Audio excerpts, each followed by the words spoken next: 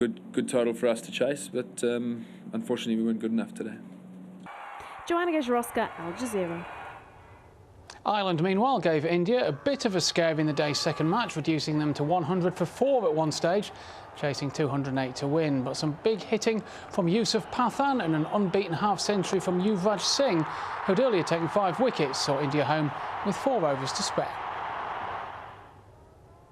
Real Madrid are about to close the gap on Barcelona at the top of Spain's La Liga, back to 7 points. Real are currently 3-1 ahead at Racing Santander in the closing minutes of the final Spanish match of the weekend. Emmanuel Adebayor and Karim Benzema put Real 2-0 ahead in the first half. Kennedy pulled one back for the home side 15 minutes from time, but a second Benzema goal looks to have made the game safe for Real Madrid. In Italy, Inter have closed the gap on leaders and city rivals AC Milan to 5 points. Inter hit Genoa for 5 at the San Siro, with all their goals coming in the second half. Inter really had to win this match after AC Milan's win 24 hours earlier, but it was mid-table Genoa who took the lead late in the first half, Rodrigo Palacio with the goal. It all changed after the break and Inter were quickly level, Gianpaolo Pazzini with the equaliser. Samuel Eto'o then scored a couple. His second here was arguably the pick of Inter's goals. That made it 3-1, and there was still time for Inter to grab a couple more. Goran Pandev finished off this move. Final score then 5-2 to Inter. Now in England, leaders Manchester United were beaten at Liverpool, a result that leaves United just 3 points clear at the top of the table, having played a game more. Dirk Kuyt scored a hat-trick for Liverpool to put them 3-0 up. Javier Hernandez grabbed an injury-time consolation. In the day's second game, Tottenham missed the chance to move back into the top 4, Stephen Fletcher scoring a late equaliser for relegation-threatened Wolves. Lindsey Vonn has clinched her 3rd World Cup skiing title in as many days. Victory in the Super G at Treviso in Italy makes her the World Cup Super G champion for the 3rd year running. Vonn saw off the challenge of fellow American Julia Mancuso to take the victory. That gives her an unassailable lead in the Super G standings. It completes an incredible weekend's work for the 26-year-old, who clinched the Super Combined World Cup on Friday, then the Downhill World Cup on Saturday. But she still trails Maria Reich in the overall standings, 96 points behind with 6 races to go. Tennis, and holders Serbia are safely through to the quarter-finals of the Davis Cup, where they'll meet Sweden after finally seeing off the challenge of India in the first round. Victor Trojki, at the bottom of the screen here, did the job for the Serbians, who are missing their top player Novak Djokovic. His straight sets win over Somdev Deverman in the first of the reverse singles gave the home side an unassailable 3-1 lead. They finally won 4-1 to join Sweden, Kazakhstan, Argentina, the USA, Spain, Germany and France in the quarter-finals. Sebastian Loeb is celebrating victory in the Rally of Mexico, the 2nd race of the season in the World Rally Championship. The Frenchman overtook Citroën teammate Sébastien Ogier, who crushed out on the first stage of the final day, to take his 5th successive victory in the event. And Belgium's Thomas de Gendt has taken a surprise victory in Stage 1 of the Paris-Nice, the first big event of the new cycling season. De Gendt was part of a successful 3-man breakaway 40 kilometres from home, just holding off the peloton down the final straight before beating Jeremy Roy and Heinrich Hausler in the final sprint. And that's the sport. Over to Imran. Thanks for that, Stuart. Well, don't forget, I'll be bringing you more news after this short break. Don't go away.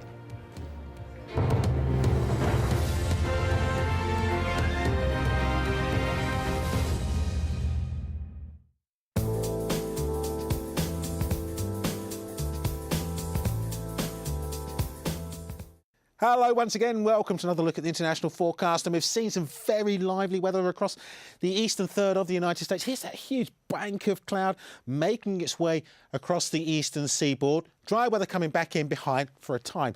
We have got thicker cloud coming into central parts, and there you go, another area of very wet and wintry weather to come here as we go on through Monday. So there's that snow. It will turn to snow as it pushes its way over the high ground of the Rockies. Temperatures pegged back to 17 Celsius in LA. Plenty of snow into central parts as well. Denver, temperatures falling back to just freezing as a high. And we've got cooler air, but at least it's dry by the time we come to Monday around the eastern seaboard. So 8 degrees there for New York.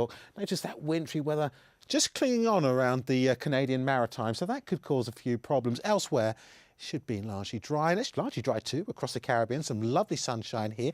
Maybe northern parts of Nicaragua pushing into Guatemala could see a few showers, but for most it's set fair. We'll see temperatures getting up to 27, maybe 28 Celsius. Some pleasant weather to come then. Pleasant weather too into central parts of Europe, but topping and tailing that, looking a bit disturbed. It's wet, it's very wintry down into that southeastern corner. More heavy snow to come into Scandinavia and more specifically Norway.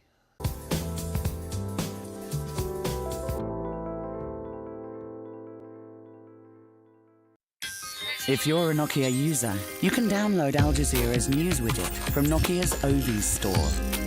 The news widget, available on compatible Nokia devices, gives users quick and easy access to real-time news updates from AlJazeera English. See the world in real time. AlJazeera Mobile. A debilitating condition afflicting millions of women across the developing world. Sometimes it is not possible to cure a patient with fistula. We have to prepare her psychologically. Revealing the human stories behind fistula and its intimate connection to poverty.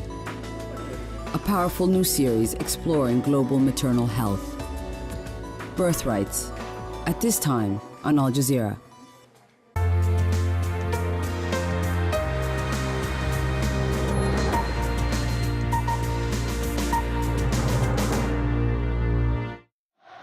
Gaddafi and Green Square. The Libyan leader makes an appearance in the capital.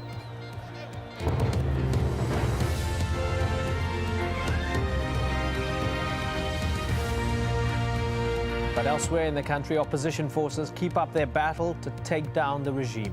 Hello, I'm Imran Gata. This is Al Jazeera, live from Doha. Reporting from the front line, we speak to opposition forces in the key oil town of Ras Lanuf. Tension in Cairo. Security forces fire into the air as protests gather in the Egyptian capital. And Hamid Karzai talks tough with the United States. And he says apologies for civilian deaths in his country are no longer acceptable.